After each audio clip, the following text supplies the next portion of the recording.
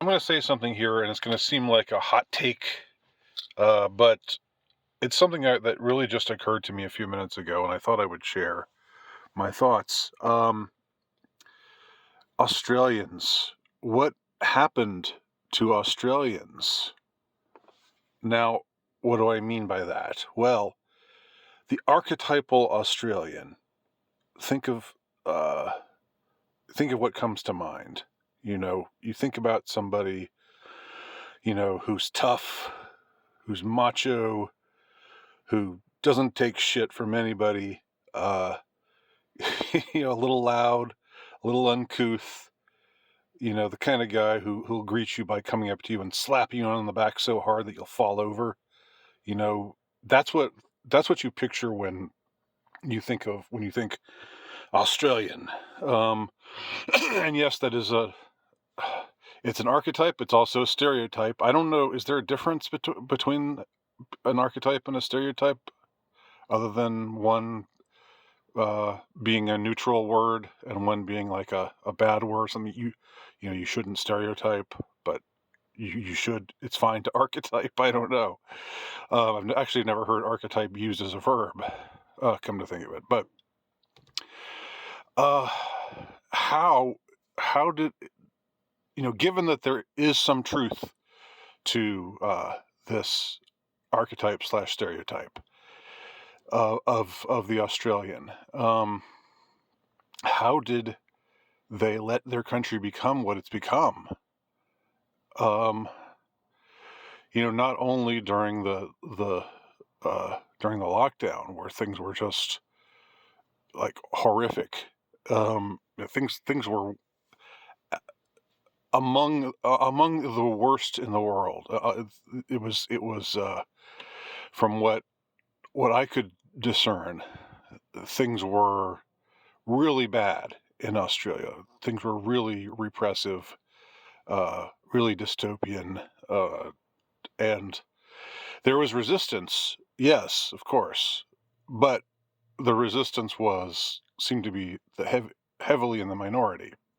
I mean, they were a hearty resistance, but they didn't seem to uh, speak for Joe Australian. Joe Australian was okay with just staying cooped up in his house forever until the government told him it was okay, and it was okay. He was okay with you know uh, being told to put uh, questionable substances into his body in order for him to be able to live a normal life again. And just it also seems like, and really, if you're Australian and you're hearing this, I honestly mean no offense. Um, but I'm just sharing my mind here, sharing my thoughts. Like it seems like the worst feminist takes, like the most aggressively uh, uh, misandrist feminist types. It seems like they all come out of Australia. It seems like mainstream Australian, TV shows are where you see, you know, men dressed as women and just being normalized, you know, the trans normalization. Uh, just, I mean, I know this stuff is everywhere, all across the Western world. I mean, not the geographical West, because geographically speaking, Australia is not the West, but you know what I mean. Amongst what's known as the Western world, the woke virus is everywhere, but it's worse in some places than in others. And here's the thing: like, if your archetype was to be civil and polite and unprepossessing and deferential and that sort of thing, like say Canada, rightly or wrongly, that's the stereotype. That's the just of the the the sort of person who's just quote unquote nice. And I say quote unquote nice because that kind of niceness really ultimately doesn't seem nice more important way. But if that's who you are, then it makes a lot more sense. I mean, I can understand how Canada became what Canada is now. And by the way, if you think I'm talking as some chauvinistic American, I'm not. I know it's lousy here too. It's just better here than it is most other places. But I don't think that's because I don't think that's because Americans are better than other Westerners.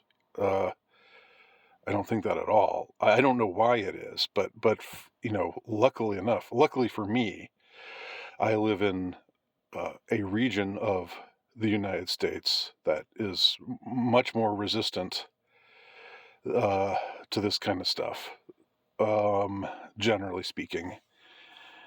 But but you know, but places like Canada and Australia, I mean, they seem to have folded completely. What they once, they seem to have just fallen uh, most precipitously from what they once were.